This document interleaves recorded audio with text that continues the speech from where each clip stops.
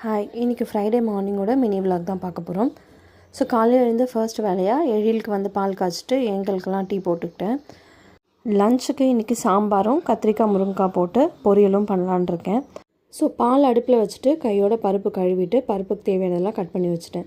பாலும் டீயும் கொதிச்ச உடனே எடுத்துகிட்டு பருப்பு போட்டு சாதம் வச்சுட்டு நான் எழிலுக்கு போய் ப்ரஷ் பண்ணிவிட்டு வரதுக்குள்ளே பருப்பு வெந்திருந்தது. வந்து சாம்பார் தாளித்து விட்டுட்டு கையோட பொரியலும் தாளித்து விட்டுட்டேன். அதுக்கப்புறமா எல்லாமே ரெடியான பிறகு அவருக்கு மார்னிங் பிரேக்ஃபாஸ்ட்டுக்கு தோசையும் சாம்பாரும் வச்சு கொடுத்துட்டு எழிலுக்கும் கையோட வந்து பிரேக்ஃபாஸ்ட் கொடுத்துட்டேன். ஏன்னா சீக்கிரமே பால் குடிச்சிட்டதுனால. அதுக்கப்புறமா அவரோட லஞ்ச் பேக் பண்ணி கொடுத்துட்டு அவர் கிளம்புன கையோடு எனக்கு ஒரு சின்ன வேலை இருந்தது. பெட்ரூமில் இருக்கிற இந்த ஷெல்ஃப் வந்து ஃபுல்லாக க்ளீன் பண்ண வேண்டிய வேலை இருந்தது.